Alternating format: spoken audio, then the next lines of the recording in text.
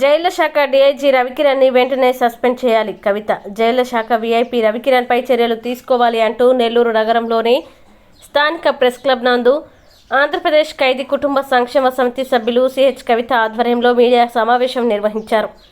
ఈ విలేకరుల సమావేశంలో ఖైదీల కుటుంబ సంక్షేమ సమితి సభ్యులు కవిత మాట్లాడుతూ, రాజమండ్రి సెంట్రల్ జైల్లో డీఐజీగా పనిచేస్తున్న రవికిరణ్ ఖైదీల పట్ల అమానుషంగా వ్యవహరిస్తున్నారని, ఖైదీల పట్ల దురుసుగా ప్రవర్తించడం కాక ఖైదీల్లో చిత్రహింసలను గురి చేస్తున్నాడని గత 2-3 రోజులుగా వార్తాపత్రికల ద్వారా తెలుసుకోవడం జరిగిందని, గతంలో నెల్లూరులో పనిచేసినప్పుడు ఇదే విధంగా ప్రవర్తించారని, అతని మీద కేసు నడుస్తుందని, కావున ప్రభుత్వం విచారించి న్యాయం చేయాలని, ఉద్యోగం నుండి సస్పెండ్ చేయాలని, లేని పక్షంలో నిరవధిక నిరాహార దీక్ష చేస్తామని హెచ్చరించారు.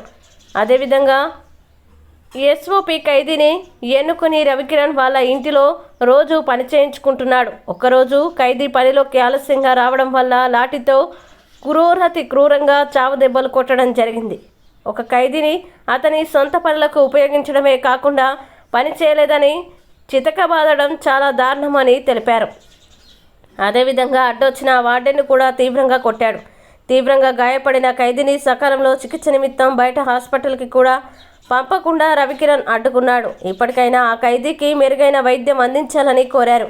రవికిరణ్ చేసిన ఈ దారుణంపై వెంటనే క్రిమినల్ కేసు నమోదు చేయాలన్నారు. అతన్ని ఉద్యోగం నుండి సస్పెండ్ చేసి కఠినంగా శిక్షించాలని కోరారు. రవికిరణ్ పై కేసు నమోదు చేసి ఘటనలో గాయపడ్డ ఖైదీకి వార్డెన్కి న్యాయం చేయాలని కోరారు.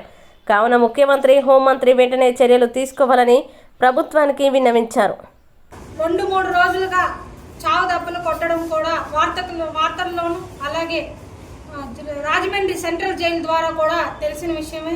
రవికిరణ్ ఎస్ఓపి ఖైదీని తన సొంత పనులకు నియమించుకొని అతనితో రోజువారీగా పనులు చేయించుకోవడమే కాకుండా ఆలస్యంగా వచ్చాడని అతనిపై క్రూరంగా లాఠీతో చావు దెబ్బలు కొట్టడం జరిగింది.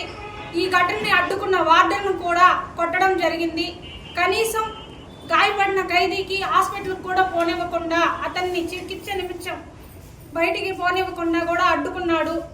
అలాగే రవికిరణ్పై వెంటనే క్రిమినల్ కేసును నమోదు చేసి అతను వెంటనే ఉద్యోగం నుంచి సస్పెండ్ చేయాలి. అలాగే ఆ ఖైదీకి, గాయపడ్డ ఖైదీకి వెంటనే చికిత్స చేయించాలి. అలాగే ఐజీ సమక్షంలో ఈ ఘటనపై విచారణ జరిపించి గాయపడ్డ ఖైదీకి మరియు వార్డెన్కి న్యాయం జరిపించాలి.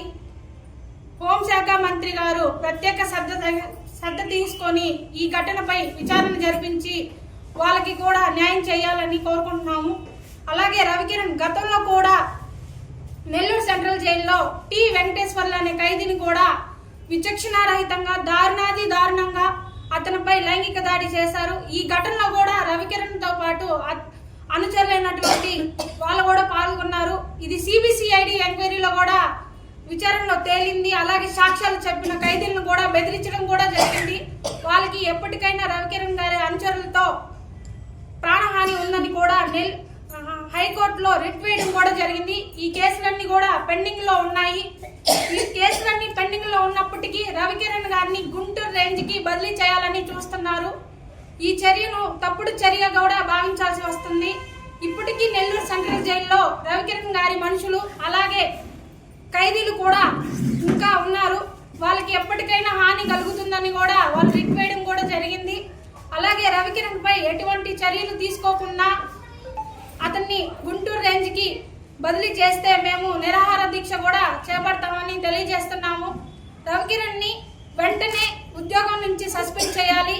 ఇకనైనా ప్రస్తుత సీఎం చంద్రబాబు గారు మరియు హోంశాఖ మంత్రి అనిత గారు రవికిరణ్ పై వెంటనే క్రిమినల్ కేసు మరియు హత్యాయత్నం కేసును నమోదు చేసి అతన్ని కటకటాలకు పంపితేనే ఈ రాష్ట్ర ప్రజలు తమ పరిపాలనను మెచ్చుకొని ఈ వ్యవస్థలపై నమ్మకంతో జీవిస్తారని అభ్యర్థిస్తున్నాము. రవికిరణ్ పై వెంటనే క్రిమినల్ కేసును నమోదు చేయాలి.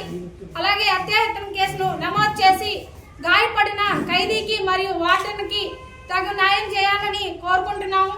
అలాగే రవికిరణ్